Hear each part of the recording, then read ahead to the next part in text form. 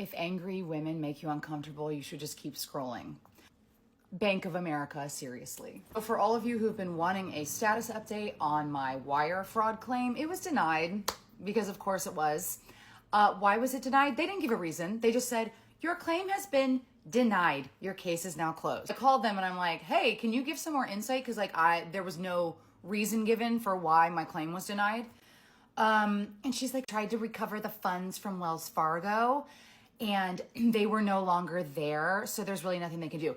Because it took days for Bank of America to be able to communicate with Wells Fargo. And by that time, the stupid ass thief had obviously taken out all of that money because he's not a fucking idiot like me. That was the only reasoning given for why it was denied. But so I was just like, here's my thing. No one called me to ask for like my side of the story, to plead my case, to tell them why it was fraud. All I did, they sent me this piece of paper that said, I'm claiming that this wire transfer was fraud. And then I had to sign it and fax it over to them. That's it. They didn't ask for, the full backstory of what happened. They didn't even do any digital forensic research into what happened. They were just like, no, we're gonna, she's the one who sent the wire transfer. She's the one who authorized it, so we're just gonna deny it. Listen, I'm the dumbass who wired the money, who trusted someone who said they were a Bank of America employee when it was clearly a scam. Obviously, I know that now. It was a $9,400 fucking lesson I had to learn.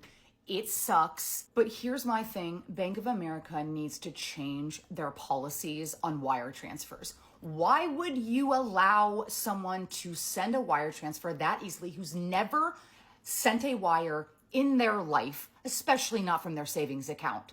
That should have raised so many red flags from their security team. Why would they let me do that? Again, I take responsibility. It was my fault. But I'm just saying, it shouldn't be that easy. Number one, why would it go through immediately? Come on, $9,400. You think I'm trying to send $9,400 just like that? Why would I've never done that in my life. I wouldn't do that. That's too much money. They should have given me a phone call and been like, hey, are you sure you wanted to send this large amount of money in a wire transfer? And then I would have been like, well, someone from Bank of America told me I'm supposed to do that. And then they'd be like, no, babe, no. Anyway, so the woman I spoke to on the phone when I called this morning, she was very sweet. I was like, is there anything else I can do? She was like, well, you can ask them to reconsider. And I was like, yeah, I might as well. Why wouldn't I? I have nothing to lose. So we put in a reconsideration. And the only thing she asked me was, so were you provided any goods or services? And I was like, no, this is what I'm saying. You guys don't even care about what happened in this scenario. I didn't receive dick from this fucking person because he was fucking scamming me. Hello? I'm not just oh, I didn't want to pay for that. I'm just going to claim fraud because that was a lot of money and I had buyer's remorse. Bitch, I received nothing because this man was fucking scamming me. I was like, lady, he was posing as an employee from your fucking bank. So no, I didn't receive anything for that.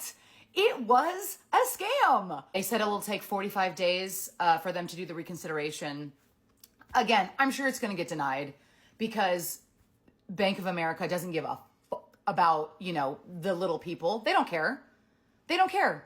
They have so much insurance. They could have easily paid me out, but they don't care about me. So honestly, I'm going to go to another bank, which is going to be a pain in the ass, but I'm going to do it in protest. You know what I mean?